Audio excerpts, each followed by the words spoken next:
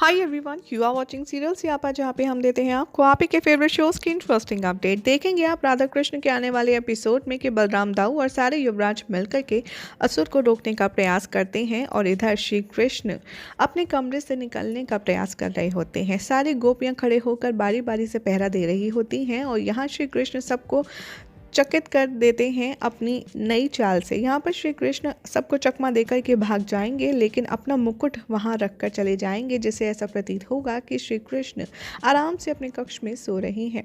राधा यहाँ पर मुकुट को देखेगी और सोचेगी कि क्यों ना मैं एक बार जाकर के देख लूँ कि कृष्ण है या नहीं।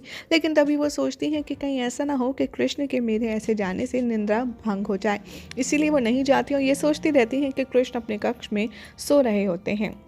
इधर दिखाया जाएगा कि जो कृष्ण है वो अपना मुख छुपा कर के वहाँ से चले जाते हैं और राधा को भ्रमित कर जाते हैं। यहाँ पर कृष्ण गोपाल का रूप लेते हैं और वो गोपाल के रूप में जाकर के अपनी चतुराई से असुर को इतना ज़्यादा थका देते हैं, इतना ज़्यादा उसे परास्त कर देते हैं कि वो गोपाल के आगे हार मान लेता है। उसके बाद श्री कृष्ण अपना वास्तविक अवतार दिखाते हैं, जिसे देख कर के वो असुर उनके आगे घुटने टेक लेता है और कहता है कि मुझे ये बताइए कि मैं आखिर इस जन्म में इस असुरी प्रवृत्ति में क्यों हूँ। तभी श्री कृष्ण उसे उसके पापों का और उसके पुण्य का जो उनका चयन था यमराज के पूछने के द्वारा वो बताते हैं और कहते हैं कि आपसे पूछा गया था कि आप पहले नर्क में जाएंगे या स्वर्ग में, तो आपने ये सहमति से अपने आप स्वीकार किया था कि आप पहले नर्क में जाएंगे, अपने कर्म भोगेंगे और उसके बाद ही आप स्वर्ग में जाकर के सुख विलास करेंगे।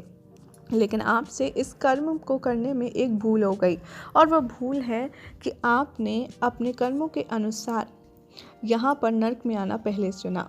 जहाँ सुख है वहाँ दुख भी है, अगर अच्छे दिन आते हैं तो बुरे भी आते हैं और बुरे आते हैं तो अच्छे भी। ऐसे ही कुछ गहरी सीख देते हुए श्री कृष्ण उस असुर को नजर आएंगे, जिसके बाद यहाँ पर असुर को समझ आ जाएगा कि वो कौन है वास्तविक में और उसका पूरा यहाँ आने का उद्देश्य क्या है। तभी श्री कृष्ण कहते हैं कि मैं तुम्हारा उद्धार अभी नहीं कर सकता, क्योंकि तुमने सब कुछ नष्ट कर दिया है, उसके लिए तुम्हें कर्म फल भोगना होगा। और यहाँ पर दिखाया जाएगा कि श्री कृष्ण काफ़ी ज़्यादा वार्तालाप करने के बाद उस असुर का अंत कर देते हैं और उन्हें हमेशा हमेशा के लिए मुक्त करा देते हैं। ये देख कर के बलराम दाऊ वहाँ पहुँचते हैं बाकी सभी लोगों के साथ और कहते हैं कि चलो कान्हा, अब तुमने इस असुर का अंत कर दिया तो मैं आराम से अवकाश पर जा सकता हूँ। कृष्ण यहाँ पर बलराम दाऊ से कहते हैं कि नहीं दाऊ, आप अवकाश पर अभी नहीं जा सकते, क्योंकि आपको एक और महत्वपूर्ण कार्य करना है। श्री कृष्ण मन ही मन सोचते हैं कि मैंने तो वृंदावन वासियों को इस बात का सांत्वना दी है कि जब तक बलराम दाऊ लौट कर नहीं आते मैं यहाँ पर रहूँगा। अगर बलराम दाऊ लौट कर वृंदावन चले जाएंगे तो मुझे वापस जाना होगा और ऐसा मैं नहीं कर सकता।